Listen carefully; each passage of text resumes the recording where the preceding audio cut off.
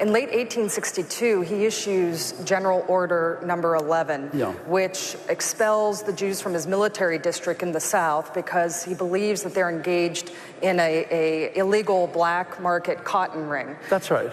And was Grant anti-Semitic, or did he regret that decision later on? No, I mean, he regretted it almost as soon as he issued it. As soon as Lincoln and Secretary of War Edwin Stanton saw it, they immediately overrode it. Grant said that he did regret it almost instantly. It was an atrocious and inexcusable thing to do.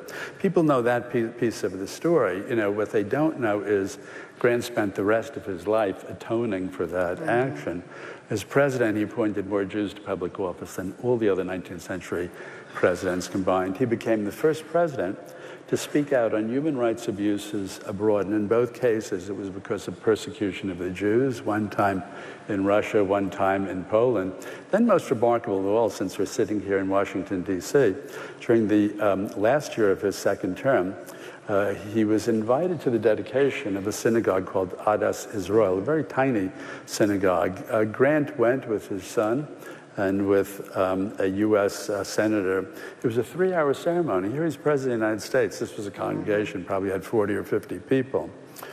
1 hour into the dedication of this synagogue, the elders of the synagogue went over to Grant and said, "Mr. President, we're very touched that you would come to this, humble function. You can leave now in good conscience." Grant insisted on staying the full 3 hours, reached into his pocket, gave a donation to the synagogue. He was not, it was kind of one of the pleasurable things writing about him. He was not a prejudiced man. He was not a man, full of hatred. You could read, I don't know, say William Tecumseh Sherman, his statements on, blacks or Native Americans, kind of hair-raising, ferocious things. You don't see that in Grant's papers at all. So this was something that was really very out of character for him, and luckily he apologized and atoned for it the rest of his life.